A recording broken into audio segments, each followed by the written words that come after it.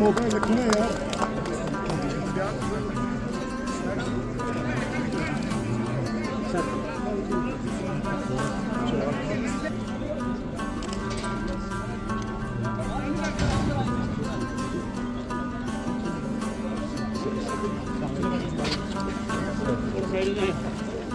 Sir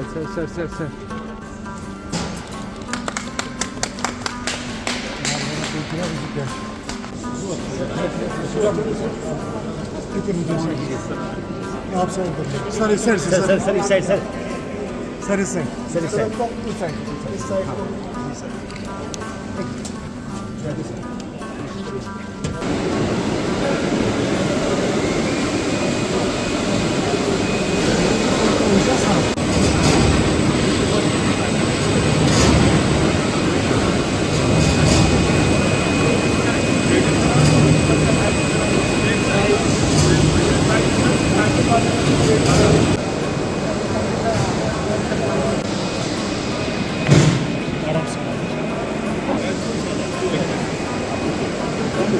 पीछे होता है, मीडिया पीछे करते हैं।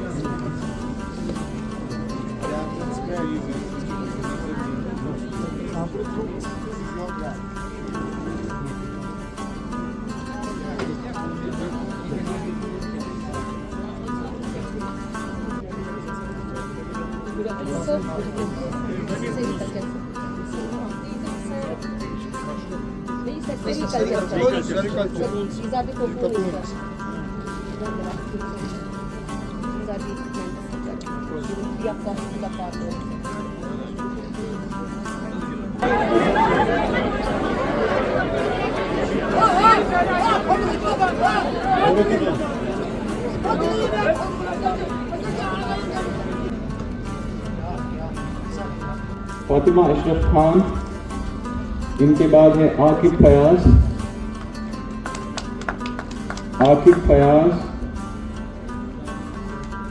शबीरा अख्तर। फैसिलिटेट सहित सदगश लुकन में जज्बत आसन काम करना। पेड़ों में एक नई हरियाली, फूल खिलने शुरू हो जाते हैं, जमींदारों का काम दोबारा शुरू हो जाता है और हम अलग नाम दिए जाते हैं, लेकिन बाहर के आने पे खुशी और जश्न का इजहार होता है। आज ही हमारे पंजाब और आसपास के इलाकों में बैसाखी भी मनाई जाती है। फसल की कटाई की खुशी होती है, एक नई शुरुआत की उम्मीद होती है।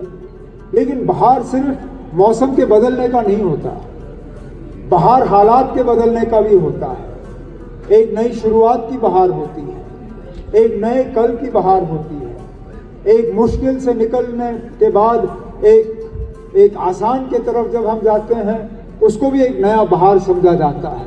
तो आज जो ये खुशी, ये जश्न आमद बहार का एक ये प्रोग्राम यहाँ मना रहे हैं, ये सिर्फ मौसम के लिए नहीं है, ये सिर्फ एक नई ये बागबानी का सिलसिला जो है वो शुरू का नहीं है, ये जम्मू कश्मीर के लिए एक नई शुरुआत की बहार जो है उसके सिलसिले में भी हम मनाने की कोशिश कर रहे हैं। और मुकम्मल हमारी कोशिश है, जब से हमने ये हुकूमत संभाली कोई 1.5 साल पहले, हमारी मुकम्मल कोशिश रही कि एक नई बहार यहाँ के लोग जो हैं वो देखना शुरू करें। मेरे साथियों ने कुछ हिसाब से इसके तरफ इशारा किया। अगर हम शुरू करें ज़राअत और ज़मींदारी के तरफ, तो जो स्कीम, और ये कोई छुपी बात नहीं है, HADP की स्कीम ज़रूर हमें मिली विरासत में, लेकिन उसको ज़्यादा मजबूत, उसको ज़्यादा बेहतर मेरे काबिना के साथी जनाब जावेद डार साहब और उनके अफसरों ने किया।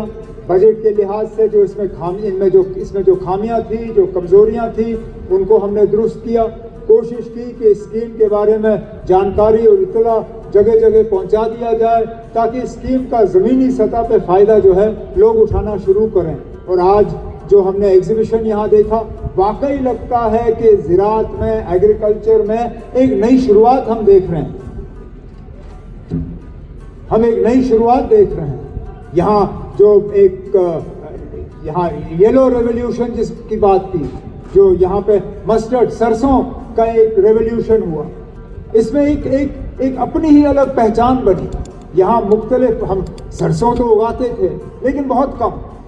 मुझे याद है कुछ साल पहले चंद इलाकों में थोड़ा सा हम ये सरसों का फूल देखते थे, लेकिन उसके अलावा नहीं।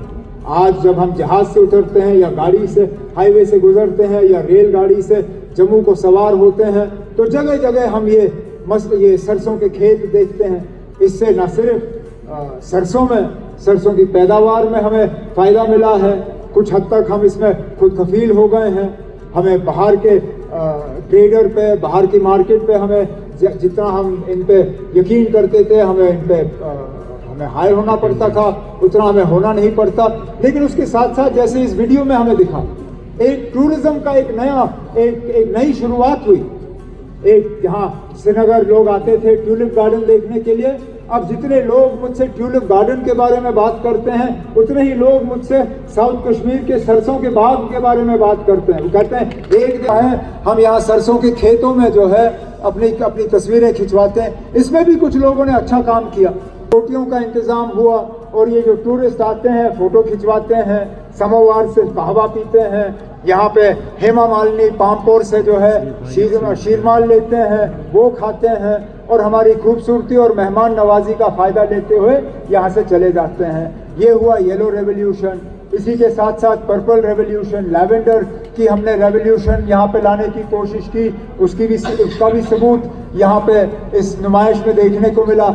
आज बजट के तहत हमारी अब मुकम्मल कोशिश है, खासकर इस इलाके में एक वाइट रेवोल्यूशन, सफ़ेद रेवोल्यूशन, दूध का रेवोल्यूशन जो है पामपोर और पामपोर के पुलवामा ज़िला और पुलवामा ज़िला के आसपास के इलाकों में हम लाने की कोशिश कर रहे हैं, ताकि दूध की पैदावार जो है उसको बढ़ा दिया जाए। दूध की पैदावार को बढ़ाने के बाद उसके प्रोसेसिंग को बढ़ा दिया जाए और प्रोसेसिंग करने के बाद उसमें जो वैल्यू एडिशन है, उसमें जो कमाई है, उसको बढ़ाने की कोशिश करें। अब ये देखें ना, मौकों की कमी नहीं है। दूध की पैदावार में मुझे लगता है कि जितना हम ये सरसों में कर चुके, जितना हम लैवेंडर में कर चुके हैं, उससे कहीं गुना ज़्यादा हम दूध में कर सकते हैं। अगर हम अपना मुकाबला गुजरात के साथ करें, तो जितनी हमारी दूध की पैदावार है, उसमें सिर्फ 4% दूध पे जो है हम प्रोसेसिंग करते हैं। उस 4% दूध को जो है हम वैल्यू एडिशन करते हैं। मतलब ये कि जो दूध हमें गाय से मिलती है, उसी दूध को हम डब्बे में बंद करके जो है बाजार में बेचते हैं। हम इसमें और ज़्यादा कमाई करने की कोशिश नहीं करते। इसी चीज़ का मुकाबला आप गुजरात के साथ करिए, जहां हमारी 4% है, वहां उनकी 90% है। मतलब ये कि 90% दूध जो वहाँ पे वो करते हैं, वहाँ गाय से निकालते हैं, उस 90% दूध को जो है वो प्रोसेस करते हैं, उसमें वैल्यू एडिशन करते हैं। या तो उसका पनीर बनाते हैं, उसका चीज़ बनाते हैं, मक्खन निकालते हैं, बाकी चीज़ें करते हैं। उनकी कमाई बढ़ जाती है। कमाई बढ़ने के बाद जाहिर सी बात है उनके घरेलू हालात जो हैं वो बेहतर हो जाते हैं। तो इस साल बजट में जावेद डार साहब के साथ मशवरा करके मुकम्मल एक खास प्रोग्राम हमने खास यहाँ एक वाइट रेवोल्यूशन लाने के लिए, ताकि एक दूध की पैदावार बढ़े और दूध की पैदावार बढ़ाने के बाद यहाँ पे उसके वैल्यू एडिशन की जाए। लेकिन यहाँ पे सिर्फ ये करना काफ़ी नहीं है, क्योंकि जैसे मेरी बहन सकीना ये हमने यहाँ पे दोहराया हमारे जो किसान हैं, हमारे जो ज़मींदार हैं, वो बहुत मुश्किल का सामना करते हैं। सबसे बड़ी मुश्किलात उनकी मौसम, क्योंकि मौसम पे किसी का कंट्रोल नहीं है। हम बाकी चीज़ों पे कंट्रोल कर सकते हैं, लेकिन मौसम पे हमारा कोई कंट्रोल नहीं रहता। कब बारिश होगी, कब धूप आएगा, कब हवा चलेगी, कब ओले बरसेंगे, ये हमारे हाथ में है नहीं। लेकिन कम से कम इसका असर जो हमारे ज़मींदारों पे पड़ता है उसको हम कम करें। ये हुकूमत ने जो है इसमें कुछ इक़दाम उठाए हैं। हमने अपने जो weather based crop insurance scheme जो है उसको मजबूत किया है। लेकिन जहां हम स्कीम बनाते हैं वहां पे मेरी शिकायत और मेरा शिकवा रहता है कि उस स्कीम का फ़ायदा जो है हमारे ज़मींदार उठाते नहीं हैं। वेदर बेस्ड एग्रीकल्चर में इंश्योरेंस स्कीम जो है उसको ना होने के बराबर अभी तक इस्तेमाल किया गया है। तो मेरी मोतबाना गुजारिश अपने ज़मींदार भाइयों और बहनों से है कि मेहरबानी करके हमारी जो weather based crop insurance scheme है उसका भरपूर फ़ायदा ले लीजिए। अभी कुछ ही दिनों में जावेद डार साहब के साथ मिलके हम हॉर्टिकल्चर के लिए एक weather based crop insurance scheme जो है वो लागू करेंगे यहाँ पे, क्योंकि सबसे ज़्यादा नुकसान जो हमारे हॉर्टिकल्चर वालों को होता है, बागबानों को होता है, वो मौसम की वजह से होता है। या ओले पड़ते हैं, जिस तरह पिछले दिनों शुपैया में पड़े, कितना नुकसान वहाँ पे हुआ। अब इसी चीज़ से बचने के लिए हम ये weather based crop insurance scheme horticulture के लिए कुछ ही दिनों में यहाँ लागू करने जा रहे हैं। मेरी उम्मीद है कि हमारे बागबान जो है, हमारे ज़मींदार जो हैं, इन स्कीमों का फ़ायदा लें। यहाँ पे इस नुमाइश से गुजरते हुए हमारी एक प्रोग्रेसिव फार्मर एक बहन ने जो है मुझसे बात की, कहा कि मैं एक्सपोर्ट करती हूँ अपना सामान, मुझे अपना सामान जो है दुबई भेजना होता है, अबू धाबी भेजना होता है, बाकी मुल्कों में भेजना होता है, लेकिन पहले मैं यहाँ से दिल्ली भेजती हूँ। दिल्ली में इसका फिर कस्टम्स का क्लियरेंस होता है, वहाँ पे फिर बंद करके ये बाहर के मार्केटों में भेजा जाता। मुझे बहुत तकलीफ़ का सामना करना पड़ता है और कभी कभार जो है मेरा सामान सही तरीके से वहाँ मार्केट में पहुँचता नहीं। उनकी एक ही बात थी, उन्होंने कहा यहाँ इस अड्डे, हमारा जो जबलीपुरा फ्रूट मंडी है, इसके आसपास एक ड्राई पोर्ट बनना चाहिए। ड्राई पोर्ट का मतलब हुआ कि सामान यहीं पे सील होगा, यहीं पे कस्टम्स का थप्पा लगेगा और यहीं से जो है सामान जो है हम मुल्क के बाहर भेजना शुरू करेंगे। मैं अपनी बहन को और आप सबको यकीन दिलाता हूँ कि यहाँ से वापस जाने के बाद फौरी तौर मरकज़ की हुकूमत के साथ हम ये मसला जो है उठाएंगे और यहाँ इस इलाके के लिए एक ड्राई पोर्ट जो है वो हम दिल्ली मरकज़ी हुकूमत से मंजूर करवाएंगे, ताकि यहाँ पे जो आपकी पैदावार की चीज़ हो, चाहे वो शहद हो, चाहे वो मसाले हों, चाहे वो कहवा के टी बैग्स हों, चाहे जो भी हो, लैवेंडर हो, सरसों के मुतल्लिक को हो, जो भी चीज़ हो, मैं आपको यकीन दिलाता हूं कि मरकज़ की हुकूमत के साथ मशवरा करके हम एक ड्राई पोर्ट यहाँ लागू करेंगे, ताकि यहाँ से एक्सपोर्ट करने में जो है हमें मुश्किल नहीं होगा।